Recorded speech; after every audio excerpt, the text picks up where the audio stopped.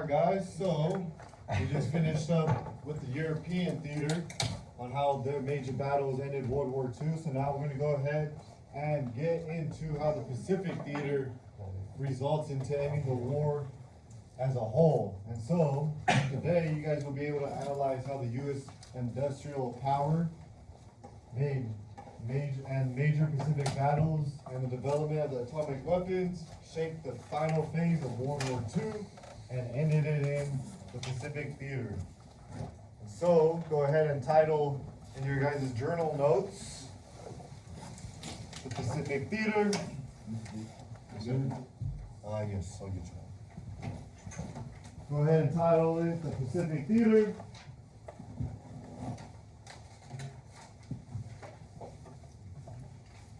And we'll go ahead and dive in. Pacific theater, yep.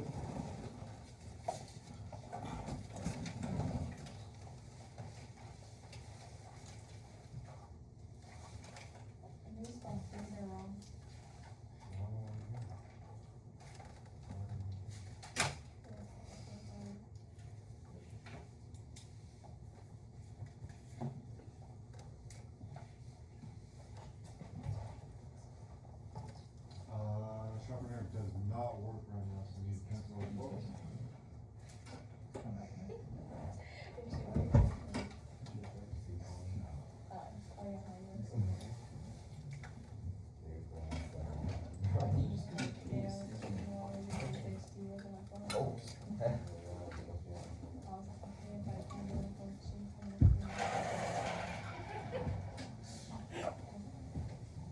I think it does work. There you go.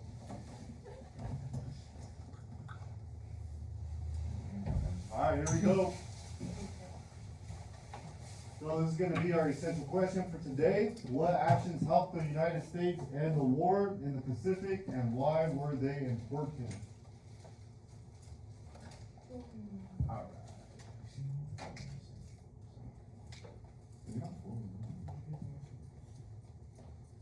And so we'll touch upon that later on in class. But let's go ahead and get started. So we go ahead and start with the first stage of the Pacific theater, which is the arsenal of democracy. This key idea is where the United States becomes an industrial engine for the Allies into making the war effort of ending both the European and Pacific theater come to an end and help develop and supplying weapons, vehicles, ships, aircraft, material, weapons, and all for going against the Axis aggression. This is the arsenal of democracy. It also comes from President Franklin D. Roosevelt, as he used this phrase during the 1940s on the radio to address those problems that they wanted to cure for helping both the European theater and Pacific theater.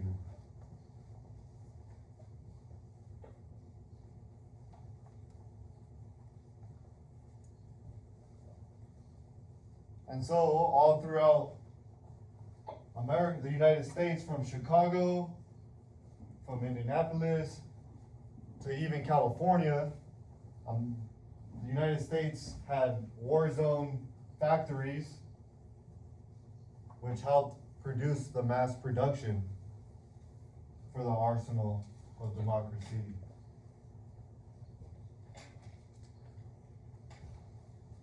These factories produced 300,000 aircrafts, 100,000 plus tanks, and millions of tons of supplies, weapons, ammunition, you name it. The goal was to help turn the tide in Europe and the Pacific by overwhelming the Axis production, as which indeed it did. And that is what you call the arsenal of democracy.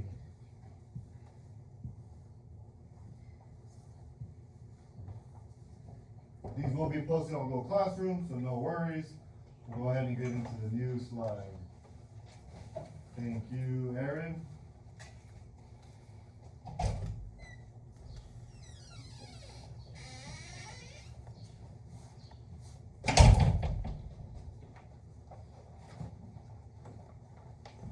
Right there in this image, you see Uncle Sam right there with all the aircrafts, the ammunition, the tanks, representing, you know, our power within the war at its time.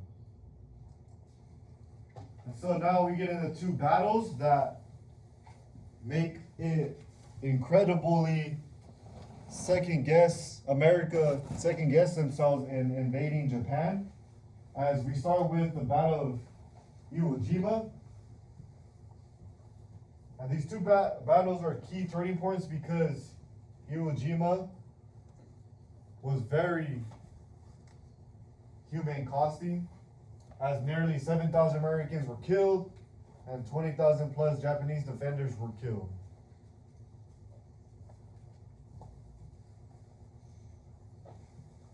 This battle consisted of fights within tunnels and bunkers. It also led to the iconic moment of the rising of the flag on Mount Suribachi.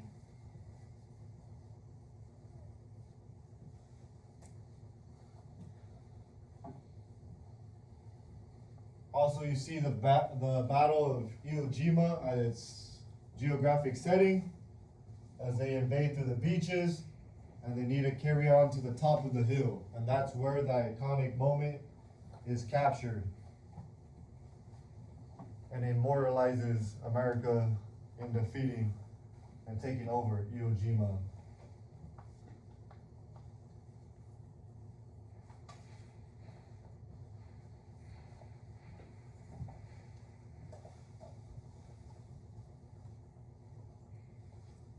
And then you have Okinawa,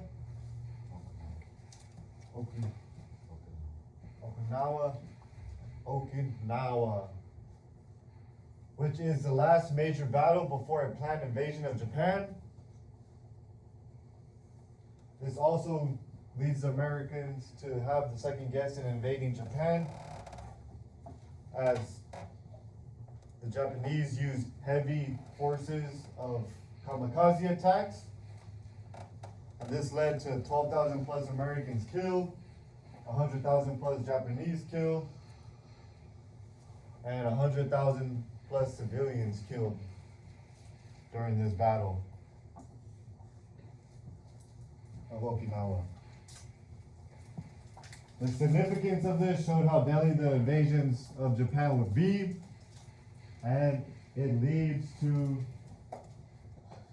the development of atomic bombs and not carrying through two operations that were supposed to go through but did not because of these two first battles.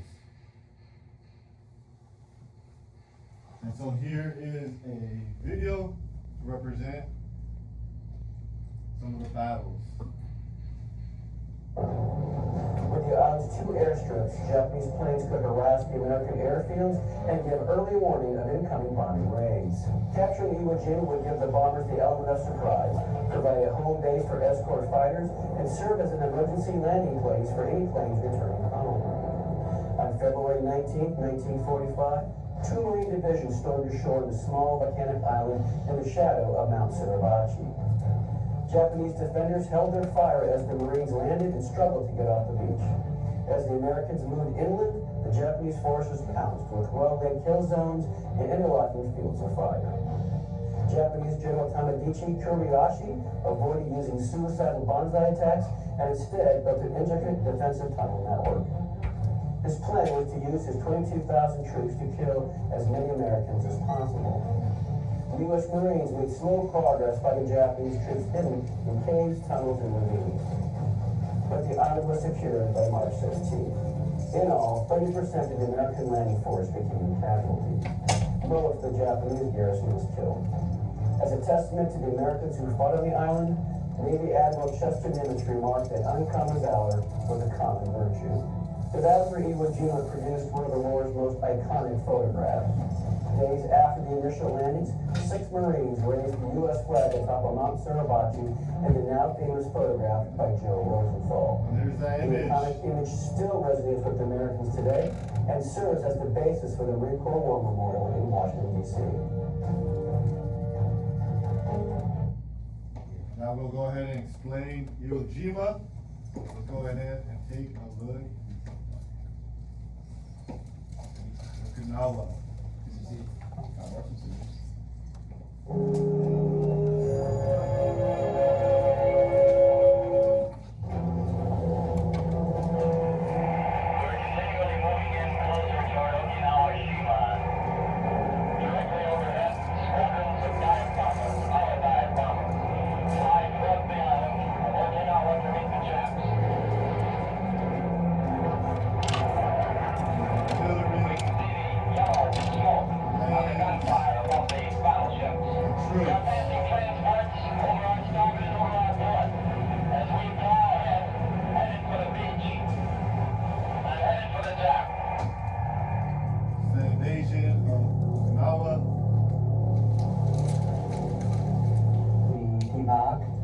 Ships.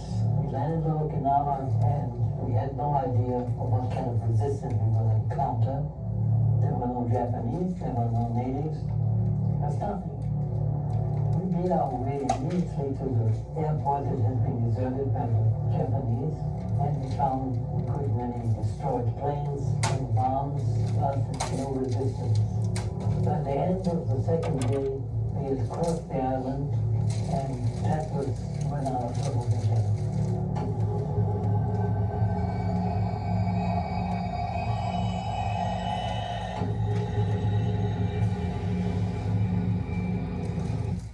And it was one of the bloodiest battles in the Pacific War and helped lead to later decisions of not carrying out 2 other operations because of the first 2 battles that they went through with the casualties.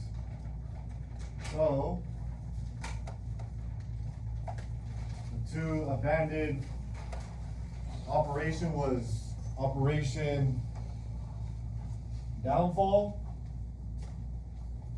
which never carried out because of the casualties and the projected casualties for these next invasions, and also because of the terrain, consisting of mountains, there are beaches, and fortified cities, which favored the defenders and knowing their geographic setting.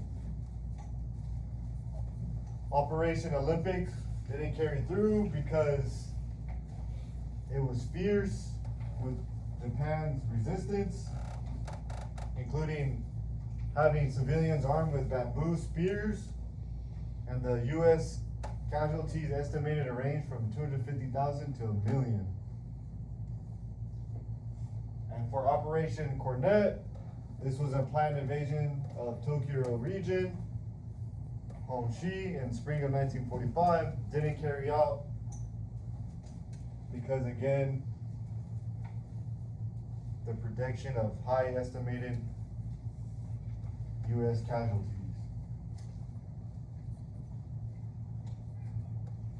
It would have been the largest amphibious invasion in history, but because of the high casualties for the U.S. projections, this influenced President Truman's decision to use atomic bombs instead of invading the 2 areas of the islands that needed to be conquered back. And so here you have a map of Operation Olympic on this side of the island, and then you have Operation Cornet on this side. And so it would have led another 2 battles of them starting to invade on the beach sides, on the shores. But again, it was too high in estimates of U.S. casualties, and so they go ahead and transition into the Manhattan Project. These will be posted on Google Classroom, so don't worry. And so the Manhattan Project is a top secret US program. And instead of doing those two invasions on Operation Cornet and Operation Olympic, you have the Manhattan Project where the US built an atomic bomb from 1942 to 1945.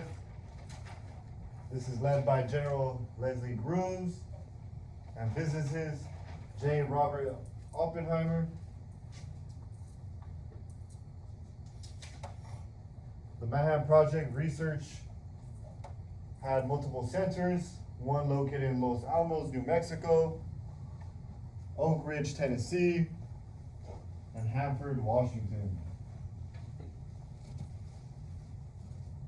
This top secret program employed over 130,000 workers. And the goal, again, was to preserve US soldiers and to build a weapon powerful enough to force Japan's surrender and prevent a costly invasion.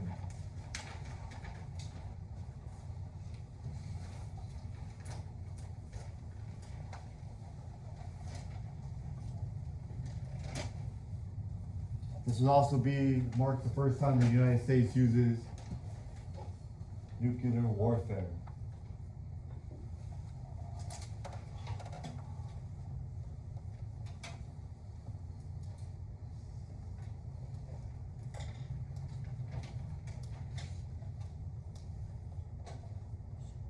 So here's a quick example of the two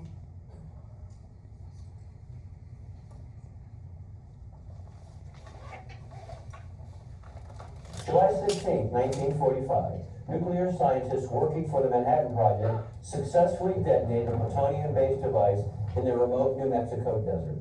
The world had entered the atomic age and there was no going back.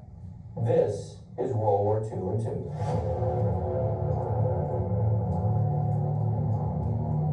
In the 1930s, scientists discovered the possibility of atomic fission, which split the atom, creating a powerful explosive force.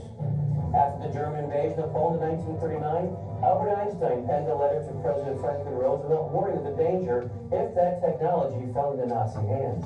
FDR heeding the warning, and by June 1942, he approved a U.S. Army program to develop an atomic weapon. Initially set up office space in Broadway in New York City, the effort was soon referred to as the Manhattan Project. The Manhattan Project was a nationwide effort by labs and universities to develop fissionable materials and the means to produce an atomic bomb. Los Alamos Scientific Lab in New Mexico was a central location for scientific research and was led by scientists J. Robert Oppenheimer and Army Brigadier General Leslie Groves. To create isotopes of uranium-235 and plutonium-239, facilities were built at Hanford Engineering Works in Washington State and Clinton Engineering Works in Oak Ridge, Tennessee. Thousands of people worked on the Manhattan Project, but information was compartmentalized and a top-secret classification meant only a few select people understood the project's goal. A uranium-based bomb was thought to be a reliable design, but a major challenge was finding enough uranium-235. Plutonium, on the other hand, was easier to produce than uranium, but a plutonium-based device was more complex. A bomb using plutonium-239 could only go supercritical if compressed from all directions uniformly. Because this method was so unprecedented, Oppenheimer felt it was necessary to test it. In July 1945, the gadget was detonated at Jornada del Muerto, 35 miles south of Socorro, New Mexico, validating the plutonium-based compression design. The flash, seen in this archival footage, was so bright it temporarily blinded the observers, and the heat melted the desert sand into a radioactive green glass called trinitite. After witnessing the test, Oppenheimer famously quoted, "Now I have become death, the destroyer of worlds." The success. And so, this is going to lead us into the two bombs that get created to be used on the Japanese. And here we go. It's going to start with Little Boy and Fat Man. Yes, Beto, exactly. Fat Man. It was a bomb that was used. And so Little Boy is a uranium bomb which was dropped on Hiroshima on August 6, 1945. It led to immediate deaths of 70,000 to 80,000 Japanese and destroyed 90% of the city. And that is Little Boy. Then you get Fat Man, which is a plutonium bomb, which was dropped on Nagasaki on August 9th, 1994, and the immediate deaths were around 40 to 60,000 deaths of the Japanese. Fat Man was more powerful design, but hit the valley that limited destruction. And it was supposed to fall early, but due to a lot of smoke and dirt clouds from the bombing of Hiroshima, it made it Fat Man land elsewhere. But still led to great destruction and finally leading Japan to announce its surrender on August 15, 1945, ending World War II.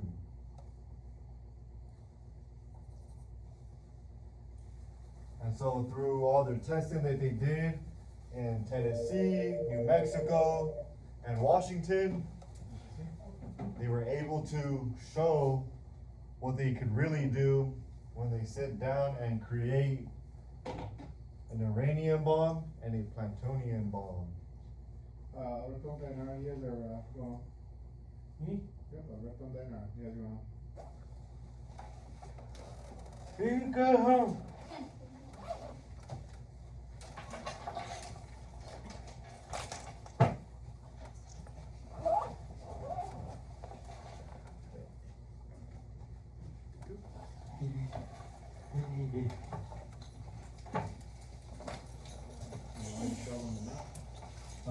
Yes, sir.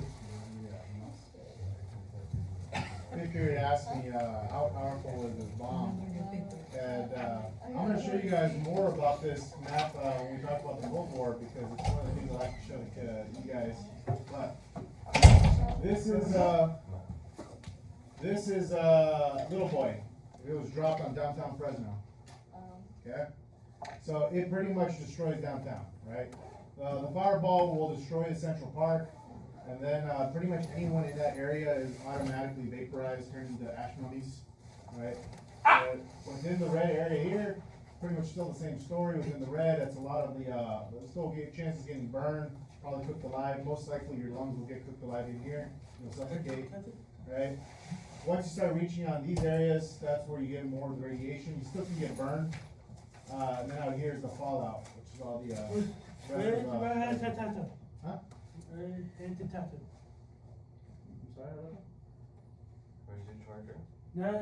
charger? Oh, hand sanitizer. See that little white box over there by the door? That's hand sanitizer too. You just push it. No, he's sanitizer. Oh, his hand sanitizer. No, I'm not sure. Maybe you dropped it outside? But yeah, this is a Little Boy, right? And there are bigger ones, but I'm gonna save those for when we talk about Cold War. There's some that are so big that it will cover a good chunk around here. Okay. Right now.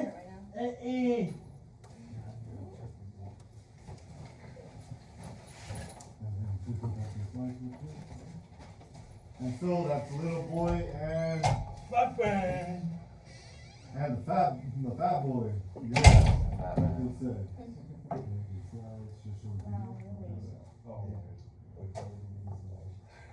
And then so I'm just gonna go ahead and show you a video on the two as I pass out our class activity. By August 1945, the Japanese Empire was on the verge of defeat, but still refused to surrender. But a new weapon, unlike any other, would help lead to the end of the war and have ripple effects for decades to come. This is World War II and II.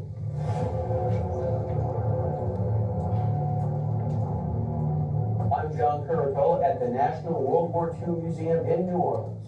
As the Allies prepared to invade the Japanese home island, Any assault would be extremely costly for both Allied forces and the Japanese people. But with the success of the July Trinity test, the U.S. was ready to leverage atomic weaponry to help end the carnage of the Pacific War. The 509th Composite Group, led by 29-year-old Colonel Paul Tibbets, was assigned the task of dropping the atomic bomb. On August 6, 1945, Colonel Tibbets, in a B-29 superfortress named Enola Gay, took off from Able Runway on the island of Tinian and headed for the coastal Japanese town of Hiroshima. Loaded in his bomb bay was a uranium-based weapon nicknamed Little Boy. Tibbets arrived over his target at 8:15 a.m., aimed for the T-shaped bridge at the city center, and dropped the weapon. 43 seconds later, at an altitude of 1,600 feet, the bomb exploded in a brilliant white flash. Much of Hiroshima vanished under a rising mushroom cloud. The ensuing explosion signaled the death of approximately 80,000 Japanese.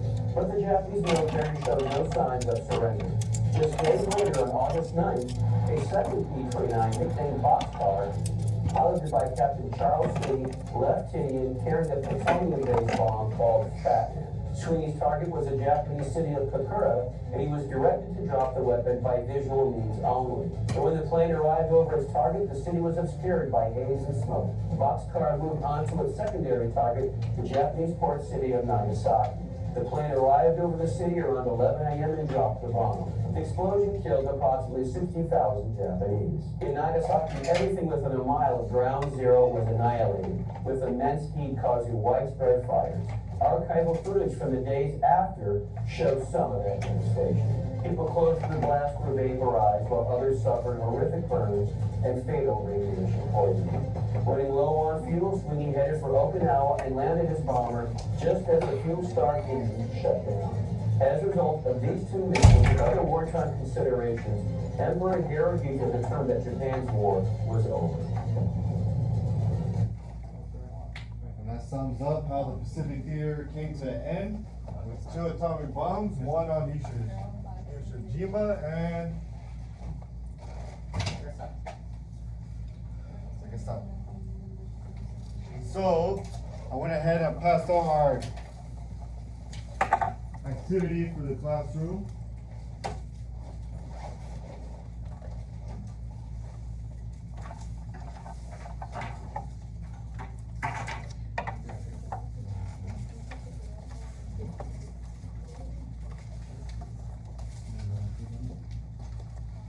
And so you guys just got passed out the cut and sort cards activity, ending World War II in the Pacific. And so your goal here is to cut out 8 cards carefully along the lines. Read each card and make sure you understand the event or the idea. And then sort the cards into the correct category on your sorting map, which is just going to be on the back of the rubric.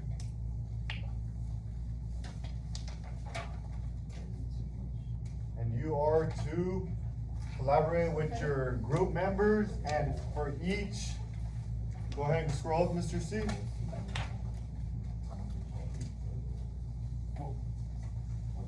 So after you complete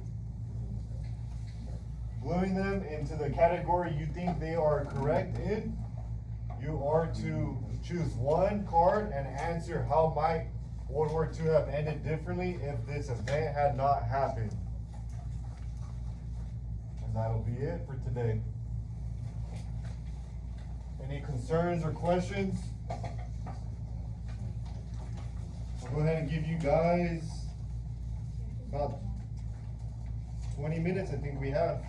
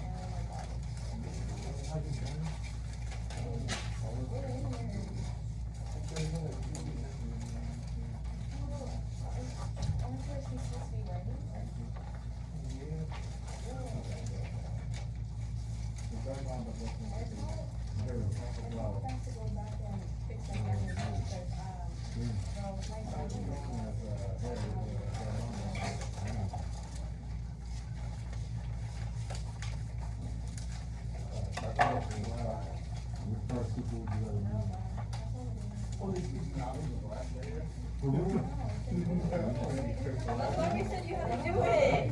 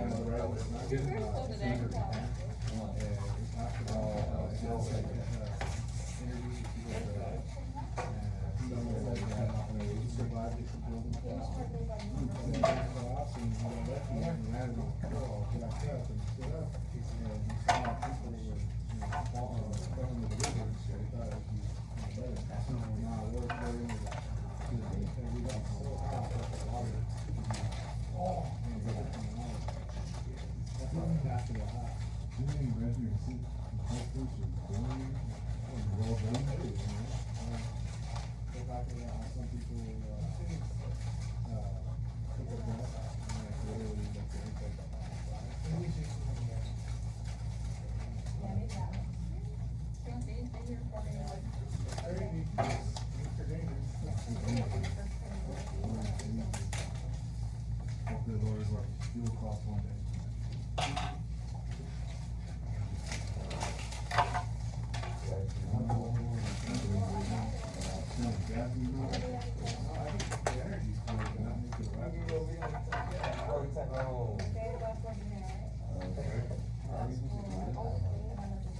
On the back of the rubric, so, excuse me. So it's a 3-level rubric, and just leave it on the back. And then I'm gonna collect that when you guys exit out.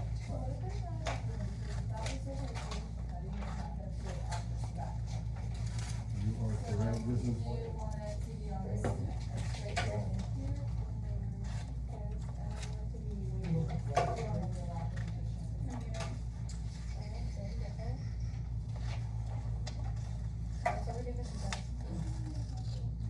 Big question. Well, cause I had, fifth period doing the notebooks. But you guys would have to cut it a little smaller. I don't know how you guys feel about that. Wait, what? So we'll just go ahead and do that. So just go ahead and same thing like fifth period, glue them into your guys' notebooks and the steps you guys believe they want go in. So what if the paper is really small? Oh, you just cut his, you cut it small too. No, you just cut it like this.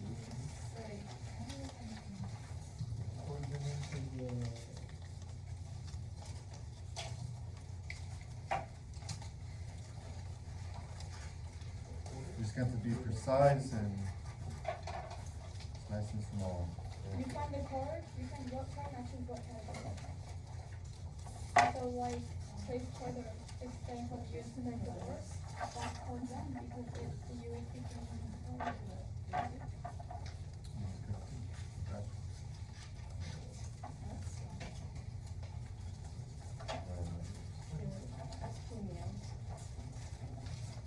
Mr. G, do you have any of the scissors? I'll get you one right now, yes, sir.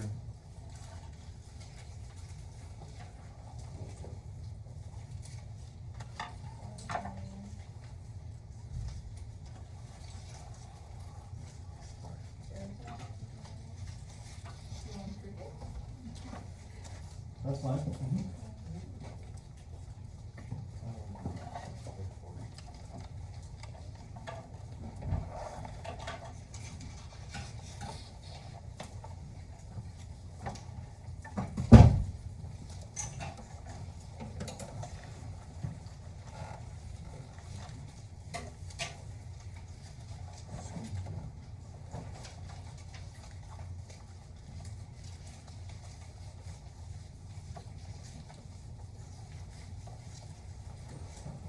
so that's what ultimately leads to atomic bombs being launched.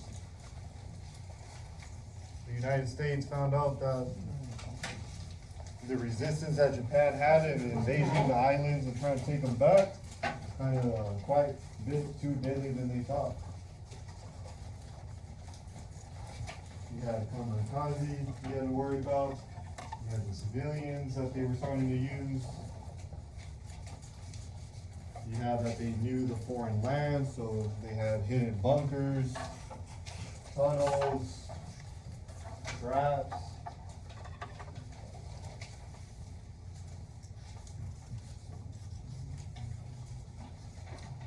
And so you keep that all in account into how it leads to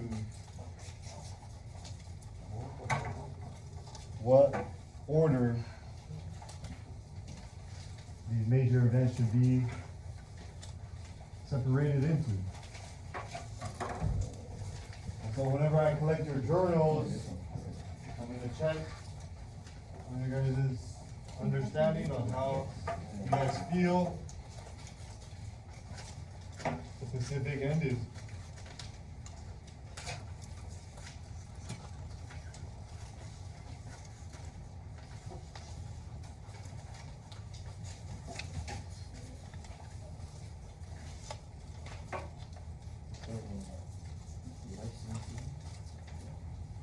I'll be coming around, helping you clean up your guys' scraps when you guys are working and needing any assistance or questions answered.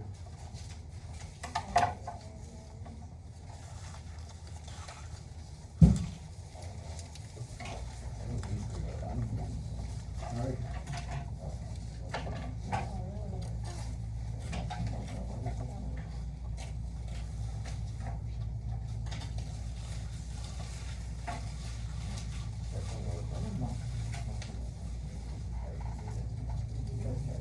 And Mr. C, may you put the EQ up there?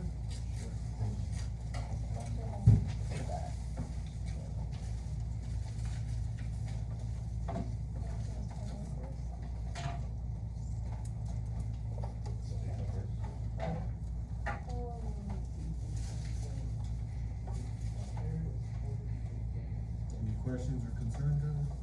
Mr. G. Sure. Mr. G. I get a different blue, this one's lemon.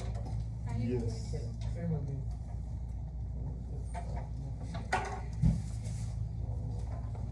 Ran out? Yeah. Ran out?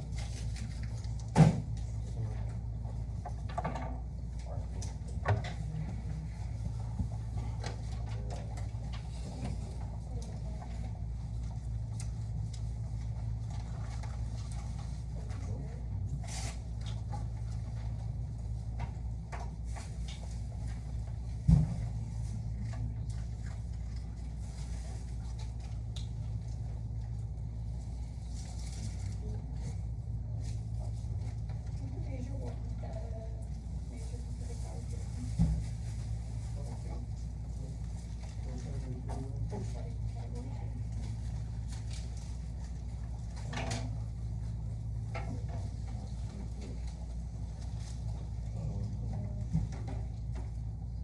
What category is category one? Yeah, I think so.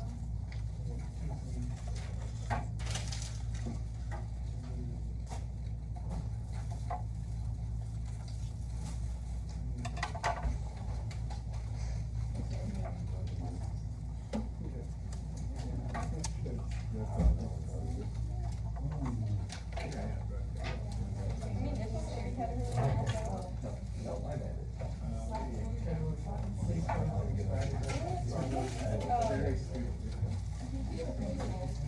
if it's very category. Break down the category and category one, category And then on it, you can write it, I don't know. I just like it.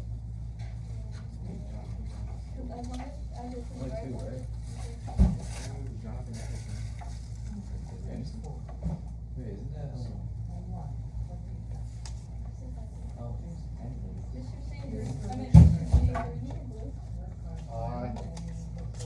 Well, We're missing two.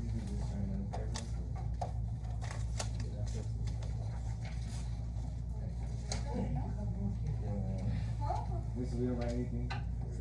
We just write like, So what's the the cards next that one? it's just like, all of the speakers. Or 1 and 3? I'm right here. No, you don't write anything. We don't put like what cards belong in this category, what the category.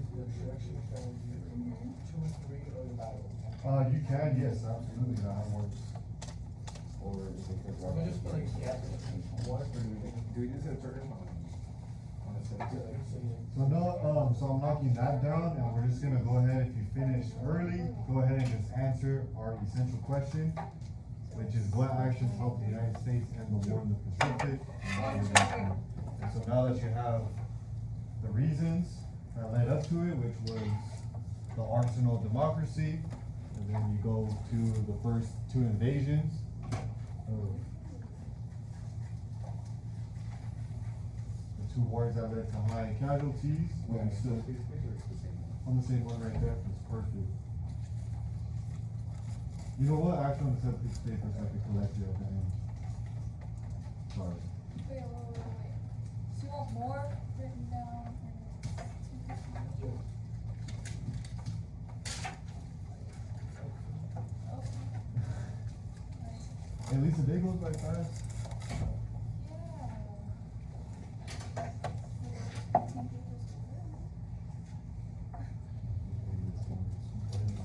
Easy green. Please start describing the project and how it's done. Not easy grade, but you guys are gonna have a lot to grade, so then your guys' grades go up or stay up. You guys don't listen, then it goes down, and then For C7 and 8, are kind of you guys do the last ones. students come back, They're all that's the what you can do. Oh, really? Do this in the first time, what did you do? Fair wages and Oh, You do this in the second time, you still. Oh, is that what we do the spaces to Do write? this in the third time, at that point, it's all the way to your seat. Or does your seat have a wrong? You literally said, you're like, Didn't listen to the time, you don't do the what's work. that? There it is. We don't ever get to that point. And so, once you guys finish up categorizing the major battles and This is the third period here. Third period. I was in third period last year. Third period last year. Oh, Someone gets making notes. I wish I was here that day. I want to know the street now. That's what I was asking. I just would. I'm saying, did you have third? Did you have third period or second period? okay, so once you guys finish up categorizing the key situations that help end the Pacific Theater, go ahead and answer what actions helped the United States end the war in the Pacific and why were they important?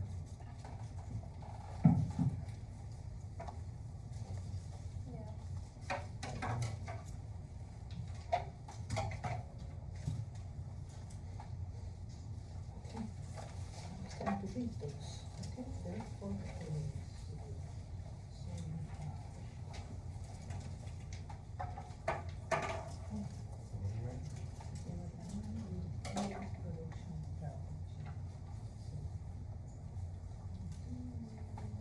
And there's many actions that help the United States end the war in the Pacific. You can start with the 2 atomic bombs. You can start with how the arsenal of democracy helped How us.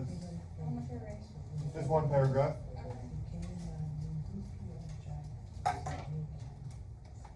You talk about how the arsenal of democracy helped us. It helped produce many weapons, tanks, supplies.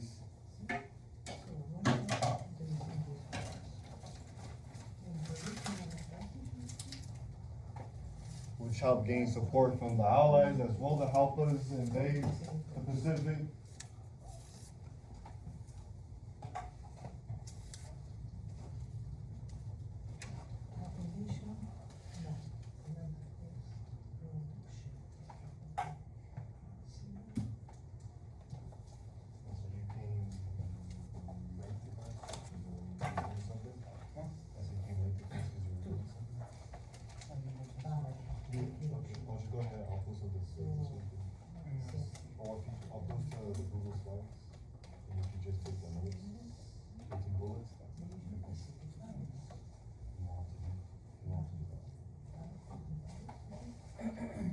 essential question though. It'll be on there. I'll post it right now.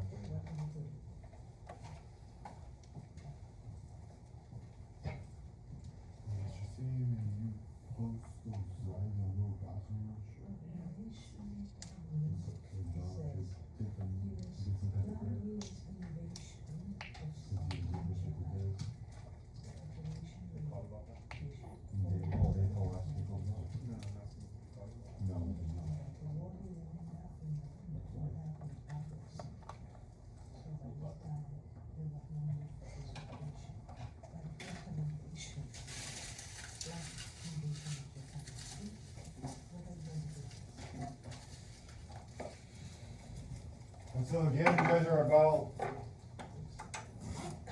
2 minutes before getting off, so go ahead.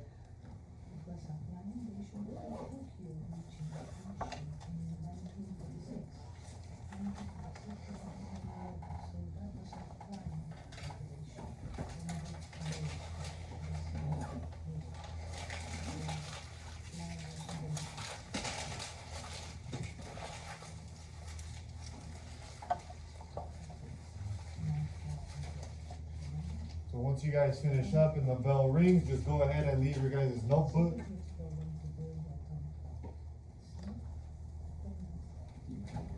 On the table, and I'll take it from there.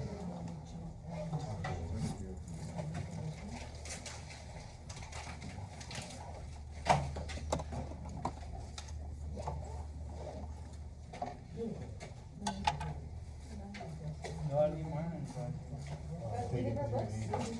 Yeah, leave your notebooks. Because I want to take a look at your guys' essential question answers. And that'll be it.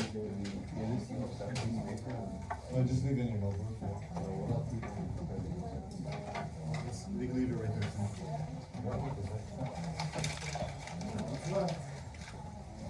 So,